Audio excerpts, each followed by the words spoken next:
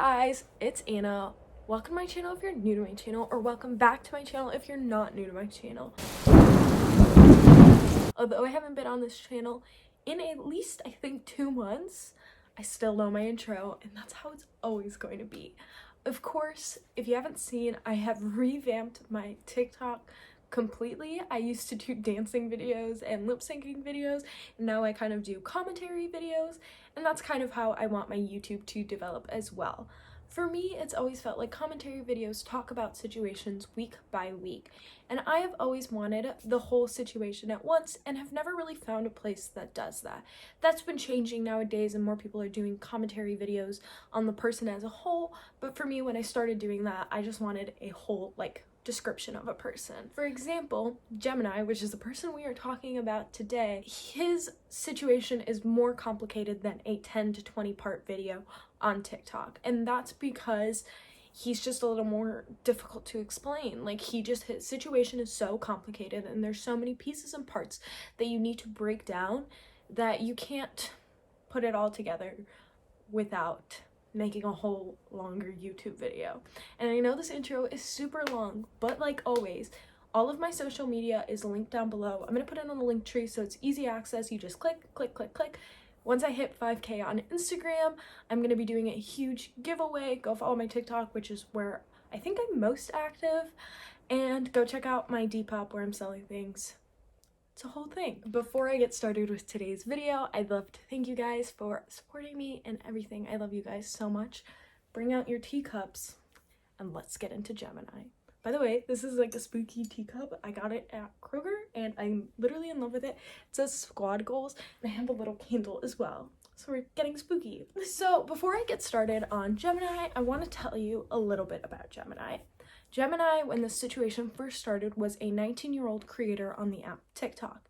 He got his start from the song Can I Have a Peppermint, and I'll link his little video right here, just a little screenshot of his video that made him popular. This video was just kind of goofy and showed a different side that a lot of people hadn't been creating things on this app. So people started following him. He got a following pretty quickly and did sort of reaction videos and kind of funny videos. And although personally I never followed him, I would see his videos on the For You page pretty often. All of his videos have been taken down from his own page because he has been banned from the app, but we'll get to that in a little bit on why that happened. So this situation first happened when a creator by the name of Ruby, who was 16 years old, started messaging Gemini, whose real name is actually Paul, and she started flirting with him. Mind you, she had been in a very public relationship, and that will come into play in a minute, and had just broken up from this public relationship, so Gemini uses that later. She was flirting with him, trying to send videos, and she posted this all publicly on TikTok and said, look at him, he's messaging a minor, look how he's reacting with minors, just hear me out.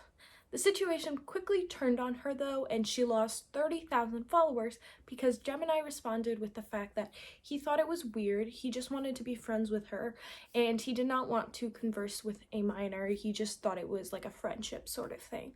So everyone was very quick to defend Gemini there, nothing else had come out at that point, and everyone just kind of assumed it was Ruby trying to bring down a larger creator. This is where red flags should have started going up for people. However, no one really read much into it because people assumed that she was just, trying to take down a big creator, and that doesn't happen very often on TikTok, to be honest. I've never seen people try to gain clout from taking down a creator, but just the way Ruby came out with the evidence wasn't really put together. There wasn't a lot of evidence. She had more receipts than he did. However, everything just seemed iffy.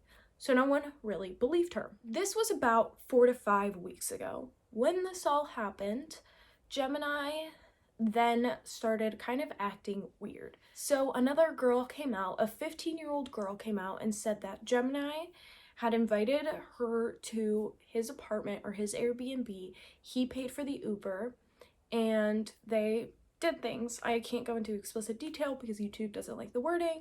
However, you can kind of just assume they went to the full extent. She was 15 and he was 19. Now, she says that he knew her age and he has admitted that he knew her age. However, since then he has retracted that. She's the minor in this situation. I would like you guys to think of it that way. She is a child and he is an adult. 4 years age difference, it doesn't matter. It does matter. She is a child, he is an adult. This is illegal. So a week goes by. She ends up blocking him on everything. Just says, I was very creeped out by it. She felt scared in the moment. She didn't really tell anyone, and she unadds him on Snapchat and blocks him. She ends up adding him back because, remember, this is also a power dynamic. He's a big influencer with a huge following, has a huge amount of connections, and she's just a kid who kind of wants, like, fame. She wants fame. She doesn't want attention. She wants fame. So she's not doing this for attention.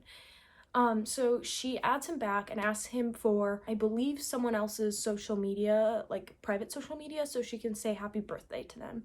And he takes this as an opportunity to start messaging her again.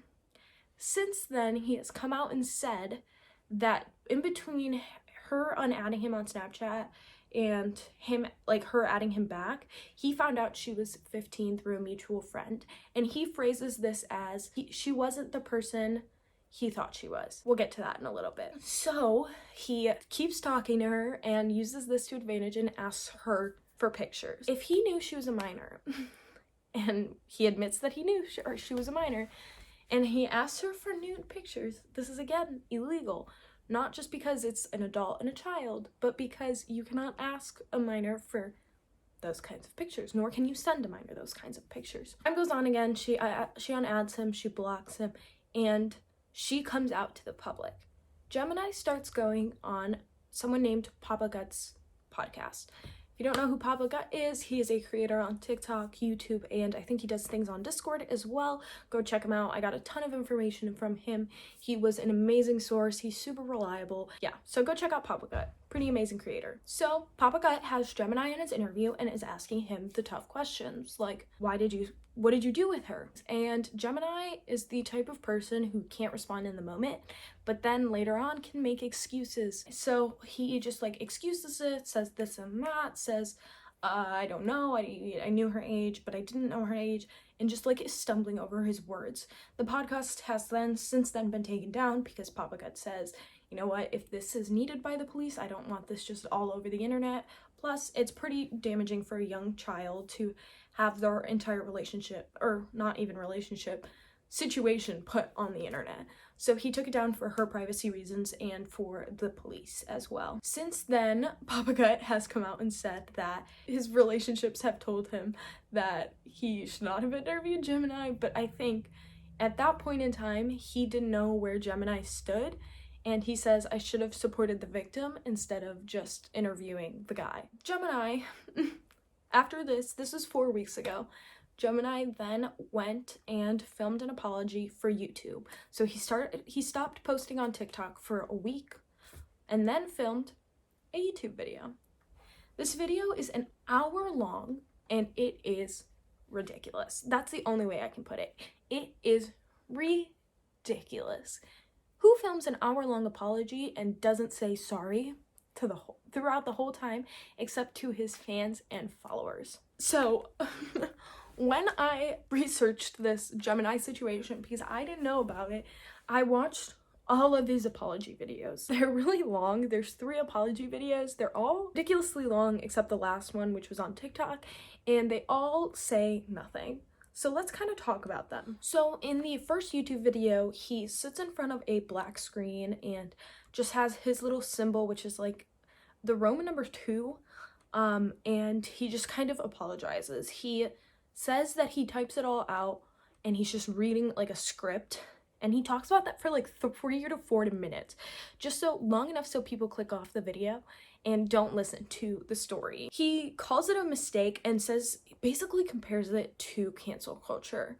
And this is the part where I get frustrated, because this isn't a mistake, this is a crime. You knew her age and you were 19 and 20 when you made both the mistakes. 19 when you had things with her, and 20 when you asked her for the pictures. He also talks about the situation with Ruby, which now has come out to light that Ruby was trying to trap him. She knew that he was doing things with minors and she wanted to trap him. She just went about it the wrong way. He apologizes to Ruby for leaking her number, because this was a whole thing as well. He posted receipts and he leaked her number and was like, oh, I'm sorry for doing that. This poor girl did get a lot of harassment, and she was also just a kid. She went around it the wrong way, but she's just a kid who was trying to trap someone. He also said that he didn't leak her pictures because someone leaked Ruby's pictures as well, and throws out that she said the N-word. So when this all happened with Ruby, people started doxing Ruby. People leaked her address, people leaked her information, and people leaked a video of her saying the N-word when she was like 14 or 15. Now, I don't excuse the N-word. I think people should be old enough to know it. However, comparing the N-word and trying to bring attention away from the fact that you did something illegal, it isn't his place to say. It wasn't his place to bring up. It wasn't his place to talk about it. He should have just been apologizing her and not putting conditional apologies around it. That's just my opinion.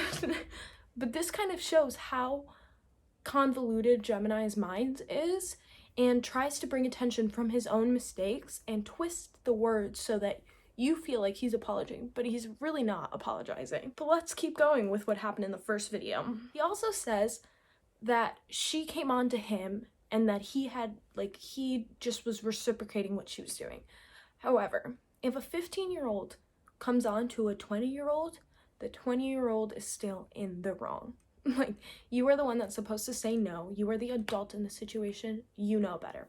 The child does not. Then he comes up to the situation with the young girl, the 15-year-old girl, which he did more things with. He said that they only kissed, which he had admitted on Papa Gut's podcast that they did more than just kissing, and that she wanted to do all the things that she did. However, again, it's a child and adult. A child doesn't know better. An adult does know better. He also victim blames and says that he would have moved on if she had just taken down the videos. However, this isn't about moving on. This is about deplatforming you, because you as a influencer shouldn't be using that power to get to children. So yes, people will want to take you off of this app. He also says that in the future he needs to check IDs because she was dressed like 15-year-olds shouldn't be dressed. Basically shaming her and trying to excuse the fact that he did this. And it also makes it seem like he's done this more than once. He also tries to define grooming and says that he was not grooming her. However, he was using his power and his adultness to take advantage of her. He said that he then moves on with his life and that she should as well. Also, in this video, he mentions that during that week long that he was gone, he's been through intense therapy and that was fixing his life. However, he doesn't explain what he needed therapy for, and that just he needed therapy, which is weird, but you know, we'll just ignore that. He then talks about denying bullying people, which shouldn't even be brought up in this video if you were trying to denounce what you did to a child, which he didn't even have proof that he didn't do these things. He wasn't able to defend himself at all. He basically slut-shamed the girl and then victim blamed a child, which, you know, you didn't make a mistake, you committed a crime, and you're acting as if you didn't do any of those things. He also said that he wanted to commit because of cancel culture. However, although this is a sensitive topic, he's actually been accused of in the past of throwing those things out to get power and to get attention. So he does that. He says these things and says, oh, I'm going to commit if you break up with me. So he has been accused of that in the past. So basically that was the first video, breaking down kind of the first video that he put out. Nothing really came out of it. He didn't really apologize. People didn't take it very well. It has a lot of dislikes to likes. He only liked comments that were just like, oh my god, we're so glad you're back. But other people were like, you didn't apologize. You didn't say anything in that video and you just victim blamed her and didn't do anything. Just get off this app. Get off social media. No one wants you on the platform anymore. So he didn't post another video, and then 2 weeks later, he decided to post another thing, which he does this a lot. He would post on TikTok, hey guys, this Friday, new YouTube video coming out, clarifying the whole thing. You guys will see the real me. The real you? We've already seen the real you. What are you talking about? So then we get on to the second video he posted on YouTube. So I broke down the second video as well. That's why I keep pulling out the iPad, because I wrote a lot of notes on what he said. And he starts talking about the young 15-year-old girl.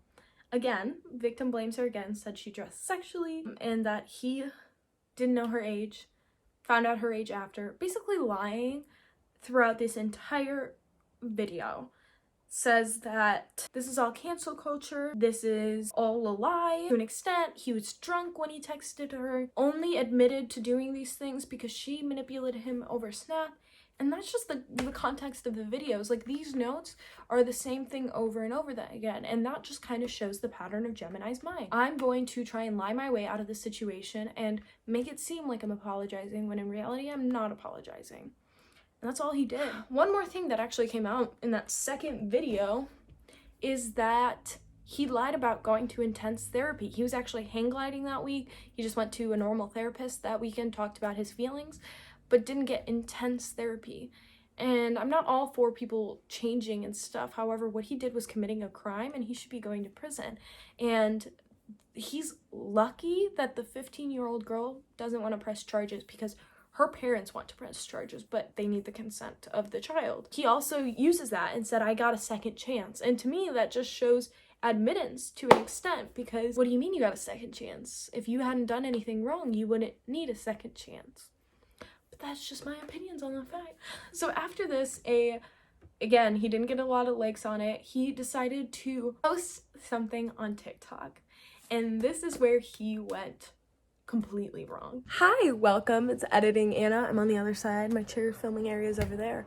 But I just wanted to let you know that I forgot to kind of talk about what he posted on TikTok. He posted 8 videos basically saying he was coming back to the platform and coming back to make everyone happy. And that was basically the extent of the TikTok videos. I don't know why I didn't clarify it. Kind of went on a different tangent. So these videos on TikTok are very, by the way, whenever he talks, he's like very calm and like in a dark room. And he's blaming other people and say that these accusations are false and that people need to move on with their lives. The thing is, Gemini, people want to move on with their lives. They just don't want you on the platform anymore. We understand you like making people happy. However, people aren't happy with you on the app. So just leave. And I'm not for cancel culture. However, this isn't cancel culture. This is deplatforming a criminal who is using his influence to influence children. And that's where I have an issue. And I think that's where a lot of people have an issue. So after this happened, a creator named Bruno came out with a video saying, Gemini, you're disgusting. I'm disappointed I was ever friends with you.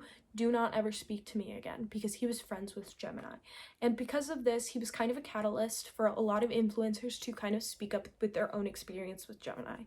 One of these creators is Yeah, I'm Caroline, who basically said he was creepy to me when I was a minor.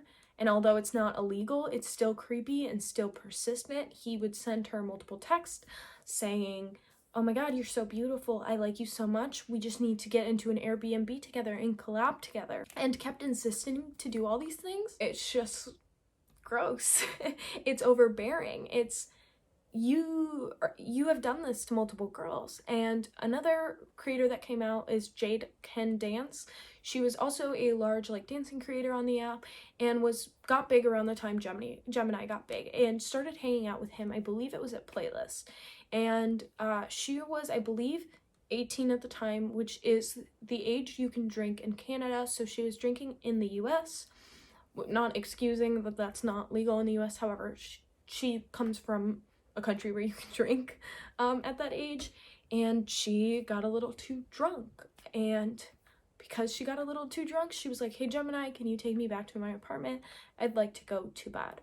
And when he took her back to her apartment, he took advantage of her. And she said, I couldn't say no, I was too drunk.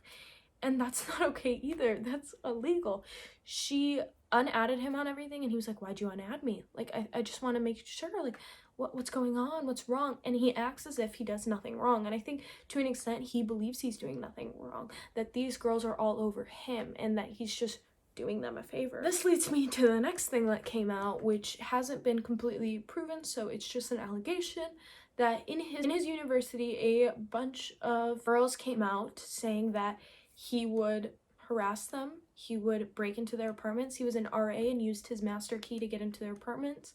And there's actually been a mugshot that has been circling around the internet of him in a courtroom. And a lot of people believe that that's real. The site that that's on is actually down, so you can't actually get in onto the site. However, it's been floating around a lot, and actually a lot of girls have come out and said that he's done this. And I wouldn't be surprised if more girls came out against him. So what can you learn from this situation? What do you learn from a creator taking advantage of his power? If you are a minor, do not send pictures to anyone, much less creators.